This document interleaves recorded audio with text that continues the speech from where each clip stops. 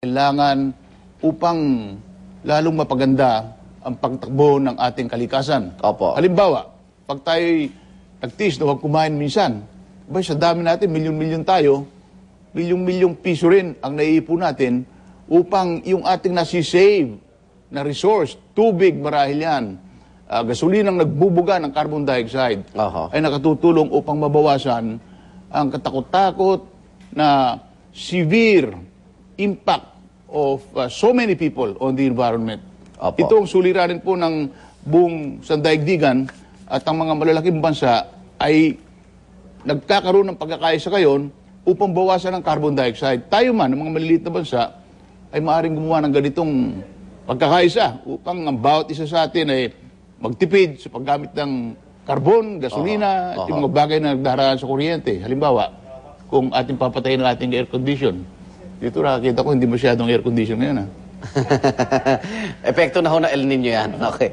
Pero Secretary, dito po sa nagbabantang 20 bilyong piso na sinasabi ninyo na baaring kapinsalaan, maagapan ho ba yan sa mga inilatag na programa ng inyong komisyon?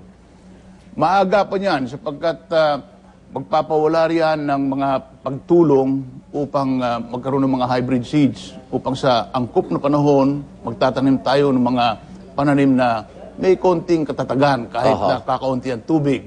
Maagapan yan sapagkat yung mga patubig natin na dati hindi umaandar, katulad nga ng Balabaw doon sa bayan ng Kapatuan, sa Isabela, ibinabaong na ngayon ng NIA.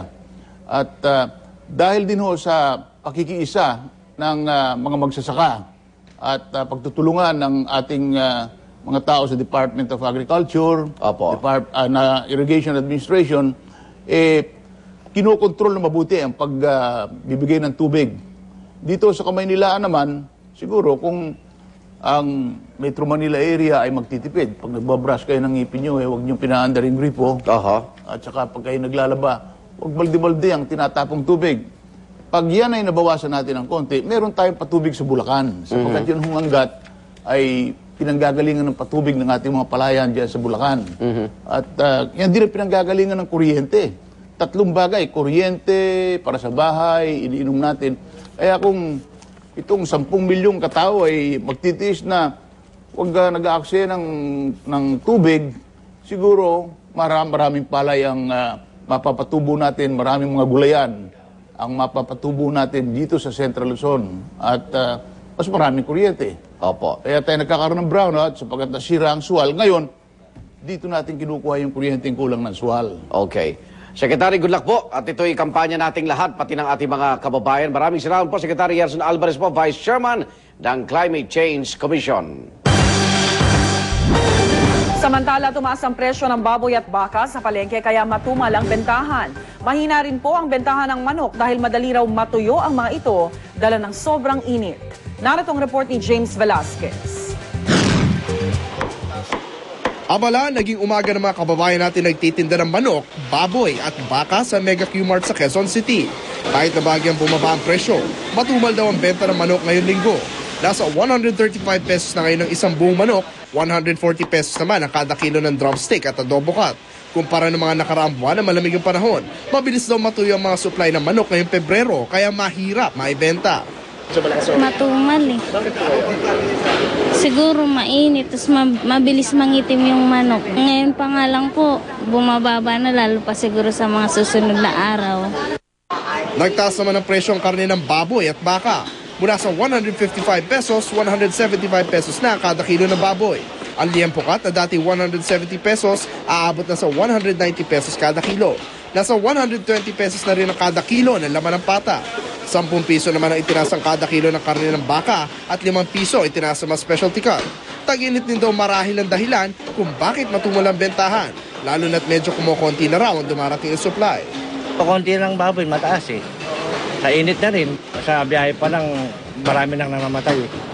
Dasal ng mga mamimili, sana hindi na magtuloy-tuloy ang pagtaas ang presyo dahil napipilitan silang magbawas sa budget.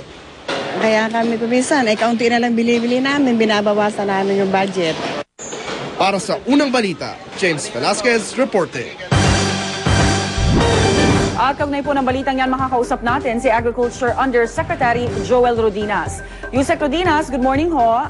Good morning, Rhea. Good morning sa lahat mga nakikinig. Alright, base po sa report na in-air lang po namin, matumal daw po ang bentahan ng karne ng manok, baboy at baka sa mga palengke. Ibig sabihin po ba, apektado o epekto talaga ito ng El Niñong nararanasan ho natin? Medyo baliktad dapat sana marami yung despite the fact na medyo mataas yung presyo, matumal naman ang bentahan. Essentially, yun ang pinag-aanohan natin sa mga producers ay bakit kailangan tumaas yung mga presyo. Kasi nakita din naman natin na medyo at this time pagkatapos ng mga holidays, especially the most recent holidays, medyo kokonti naman ang surge sa demand. Pero binabantayan natin to, Rhea.